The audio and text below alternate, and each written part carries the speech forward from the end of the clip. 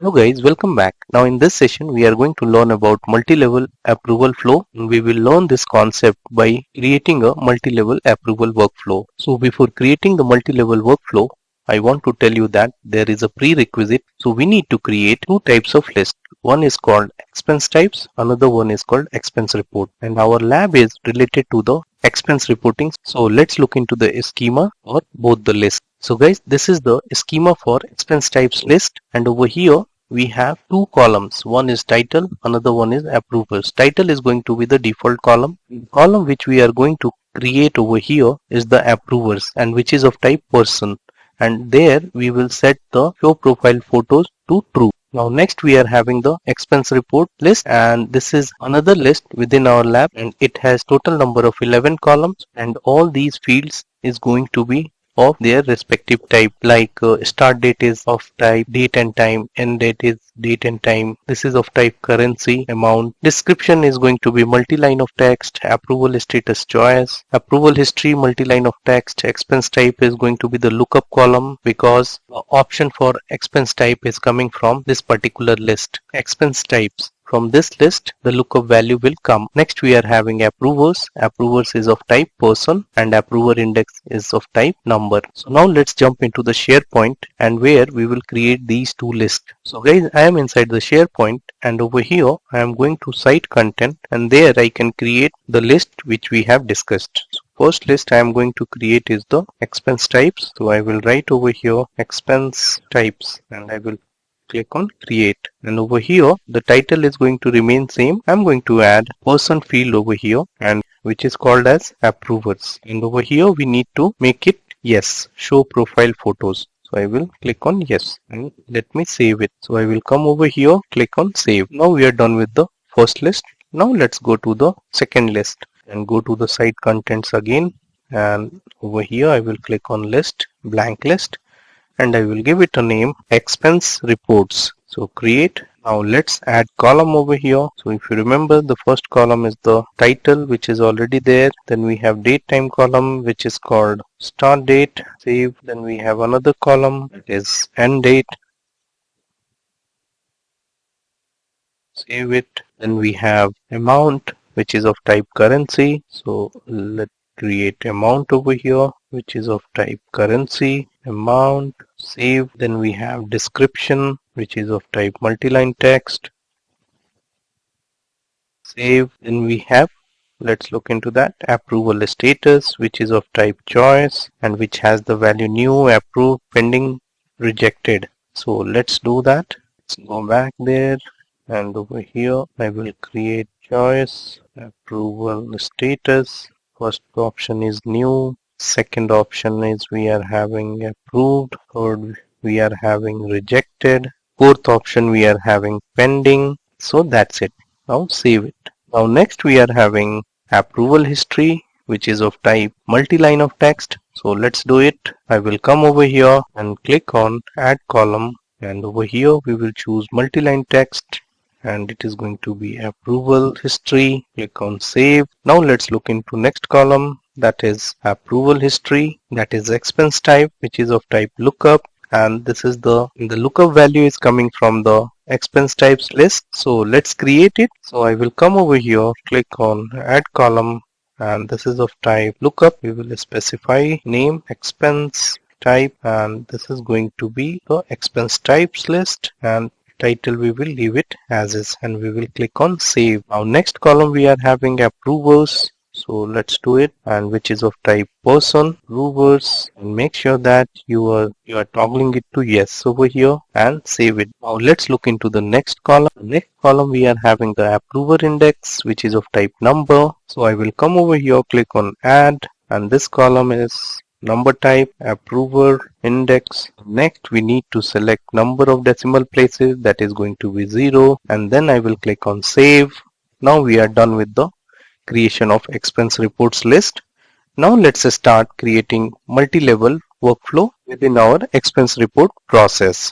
So to create it, I am going to come over here, click on this three dots, click on integrate, go to Power Automate, and I will click on see your flows. So this will take me to the Power Automate site over here, and over here I am going to click on new flow, and which is of type automated cloud flow. Why? Because this flow gets executed whenever I will create a new item within the list. And which list? Within the expense report list. So that's the reason it is going to be automated cloud flow. So I will click on automated cloud flow, and over here I am going to choose when an item is created. So let's select this one, specify a name, expense reporting flow, and click on create. So over here we need to specify the site address, on which site you want to apply, as well as we need to specify the list name, on which list you want to specify this trigger. So for that I am going to take my address of the site. So let me grab it, Control C, and over here in the drop down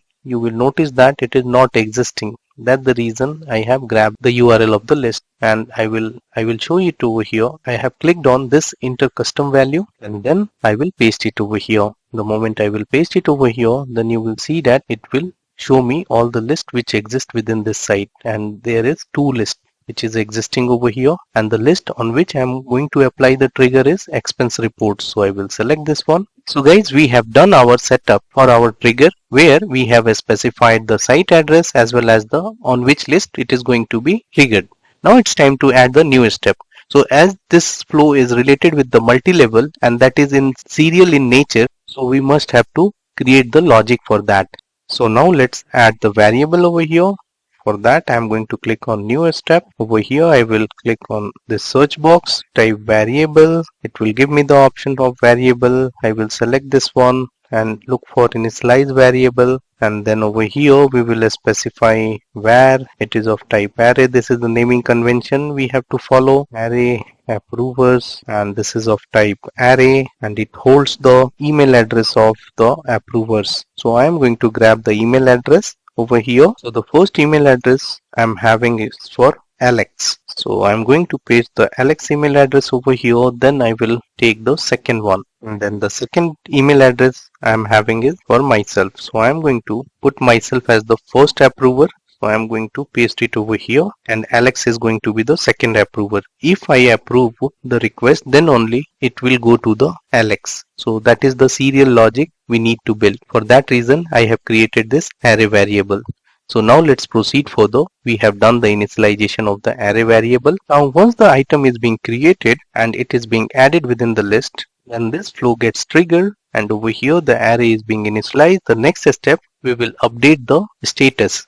So how we will update it? Let's look into that. So over here I will type update, and we need to update the list item of the SharePoint. So I will select this one, update item, and over here I will select the address. Here it is not showing address. I will click on enter custom value, go to the lab exercise, copy this one, go back, paste it over here, and then over here it will give me the expense reports, and then we will specify the ID over here. This we will get it from here when an item is created, from the body of this particular trigger. So I will select this one. Title I am going to grab from the same, and then for each value I am going to keep it the same value over here. So that's the reason I am keeping all the value same over here. Click on amount. Amount is also going to be the same. Description also remains same. The status value we are going to change it as pending, because as soon as the flow gets triggered, it will go to the pending state and wait for the action from the approver. So that's the reason it's going into the pending status. Now next I will click on save. So once it is being done, then we will proceed further. Next I will create a variable to hold the status, and over here I will call it as variable, and I will initialize this variable where status, and initially we can keep it as pending. This is the default value for this particular variable, and make sure that you are giving the name over here. This is going to be approvers, this is going to be a status. So now we are done with this step. Now next we need to create the logic to serially assign the approvers to the request. So how we will do that? Let's look into that. Our approver is sitting into the array. So we need to assign to all these approvers one by one if previous approver has approved the request. So how we will design that? Let's look into that. So for this we are going to introduce the loop. So how we will introduce the loop within the Power Automate? So you need to click on choose an operation, and over here we need to click on control, and then we need to use apply to each loop. This is the control we have to use, and this will iterate our approvers list. So let's write over here, and over here we are going to choose where array approvers. So this list we need to iterate. So this array we need to iterate because our all the approvers is sitting in this array. So this is about the looping. Now within the action, what we have to do? We have to check that whether status is rejected or not. If it is not rejected, then only the loop will continue, else it will stop there. So how we will build this logic? So to build this logic, I am going to add another action that is called condition, and over here I will check where status, over here you will see that, is not equal to rejected. Then only further action should be taken, else it will come out from the loop. So let's build the logic further. Now in the yes branch, we will add an approval over here, and that is start and wait for an approval. So I will type over here approvals, and I will select this one, and over here I will select start and wait for an approval, and within that I am going to select first to respond, and over here I will specify the title, expense report for, and over here I will pick this title, and then assign to, I need to specify the first approver. So how do I will assign the first approver? So as you know that our approvers variable is an array variable. You will see it over here. This is an array and all our approvers exist over here. So, and we are using the loop to iterate it. So whatever the current item we have, that holds the approver email address. So how you will access the current item? Let's look into that. So over here, you will come over here. You need to click on expression. And to access the current item, there is a method available called item. So you need to select this one. The moment you will use this one, then it will take the current item of an array, current item within the loop. So let me grab this one, click on OK, and within the detail, we are going to use the dynamic value. I will specify the title, then we will check the amount over here. We can put the amount over here. So let me type in over here amount. I will select this one. I will put an enter over here. Now next we need to specify the item link. For this I am going to specify item link to item, and over here item link description we can use title. So I will come over here, select the title. So now we are done. So what will happen, the moment the flow will reach to this point, it will wait for the approver response. So now this is done. Now what will happen next? So in the next step we need to check the outcome. As it is a multi-level serial flow, here the first approver approved the request, then only it will go to the second approver. So how we will design this logic? For that, again I am going to add a condition over here. I will write condition, and over here I will select this one, and this time I am going to check the outcome variable, and over here if you will see that outcome parameter which is coming from the above step, that is a start and wait for an approval, that you already aware about if you are following my course. So now you will come over here. What you will check, if outcome is approve, then only it will proceed. So over here I will mention approve, and if it is rejected, then we have to perform two actions. First, we will mark the status of item as rejected, and then we will set the status variable as rejected. So how we will do that? Let's look into that. So over here I will come, and then we need to update the item of the list. Update, I will select update item, and over here again I need to enter the custom value. I will come here, copy this one, go back, paste it over here, and now I will select the expense reports. Let me pick the ID, title, it is going to remain the same. Here I will pick the title. So let me fill the remaining one. The most important value we have to specify over here is called rejected. So we need to mention approval status value should be rejected, and remaining values I have filled in now for the list item. So now let's proceed further. We are done with the update item. Next we need to update the status variable. So how we will do that? Let's look into that. I need to click on add action, and over here I will type variable, and over here set variable I will choose where status, and I will mark as rejected, and that is what we are checking over here. If it is not rejected, then go to this path. If it is rejected, then go to this path, and within this path it is performing two actions. One is it is updating the item with the rejected status for the approval status, and the second it is updating the status variable which is marked as rejected. Then in the another iteration, when it checks that what is the value of the status, it is rejected. Then it will not proceed further, as it is a serial flow where approval requests go to the second requester only if the first approver has approved it. So now we are done with the reject case. Now let's design the logic for the approve case. In case of approve, I would like to set the status to approve only if this is the last approver in my array of approvers. So what we have to do? We have to check the index of the current running loop. So how we will do that? So we will do it through this way. So first thing, I am going to introduce another variable over here, and I am going to call it as counter. So I will give it a name, create a variable, initialize a variable over here. Let's give a name var counter, and it is of type integer, and the value is going to be 0 for the first time, and that we will increment it. Now next, we need to increment the variable in each iteration. So over here I am going to create an action over here. I will add an action, and over here I will choose variable, and this time I am going to increment the variable. I will select var counter, and which is going to increment by 1. So now let's build the logic to check the last approver. So here all the tricks comes into picture. So over here, how we will check that whether the current approver which exists within this var array of approvers is the last approver or not. So how we will do that? We will add a condition over here first, and here we will check the length of our var approver. So how we will check the length of this var approver? I will come over here, I will tell length within this expression. I will come here, I will write length.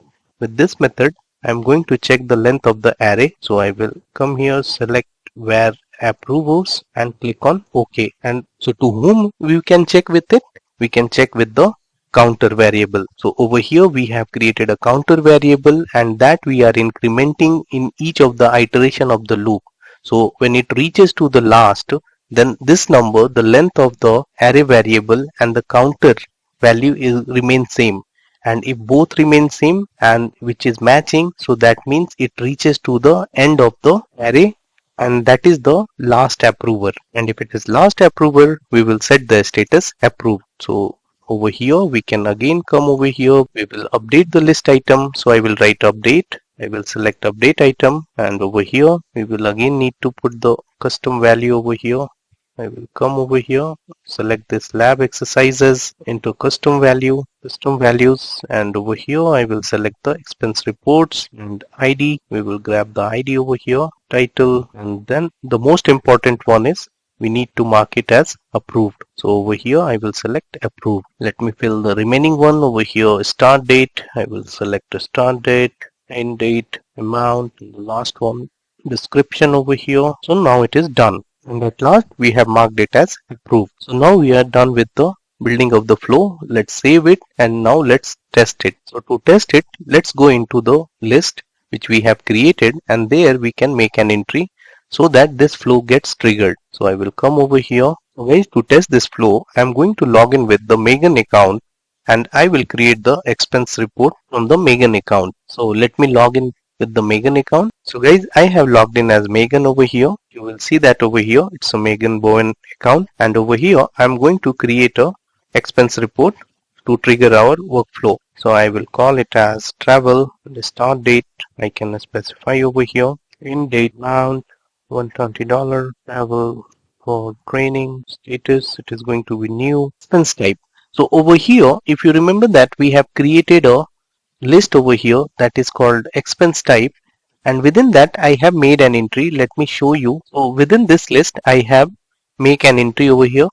I have made an entry over here called training, and approver is going to be myself, Mukesh Ranjan. So that is the entry I have done, and over here I am going to select training over here, and then I will click on save. The moment I will save it, you will see that it is, the status is new. And now once the workflow will trigger, you will find that this status is going to be pending. Now you will see it over here, it is now pending state. Now it is expecting for approval. So let me go to my approval dashboard, and from there let me approve it. So guys, I am inside my approval dashboard, and over here you will see that we got this approval request, and I will click on this. Then you will find that it is giving us the option to approve. Once I will approve this, then only it will go to the Alex, because Alex is the second approver. Let me show you the Alex Outlook prior to submit. So guys, I am inside the Alex Wilbur Outlook, and you will see that there is no email arrive yet, because this is a serial flow and I am the first approver and I haven't approved it. So let me go ahead and let me approve it, and the moment I will approve it, then only Alex will get the email for the approval. So I come back to approval queue, and over here I will type approve and inform. So now it is being done. So now let's go to the Alex Wilbur Outlook again, and let's verify that. And this time you will see it over here. Alex has got the mail for expense report for travel, and he also got an actionable message to approve or reject. Alex can come over here, check the expense, what is the expense detail, and then only he can approve it. So over here he will come and check the expense. Now let's go back and let's approve it. So now let's go ahead and approve it. So to approve it, I will open this message and I will come over here and click on this drop down, approve, and here Alex will also approve. So he also approved the request, and click on submit. So Alex is also completed the task. Now let's go to the SharePoint and verify the status. And over here you will see that it is marked as approval status approved. Guys, we are done with the testing. Now I am going to tell you about our flow logic which we have just built now, which is dynamic in nature. Suppose in case if you want to introduce another approver in the queue, that you can easily do that. So how you will do that? You just come over here and specify the email address. In future, if you want to introduce 5 level of approvals, you can introduce those 5 people email address in the given sequence. So it is very dynamic in nature, and that is the learning assignment for you.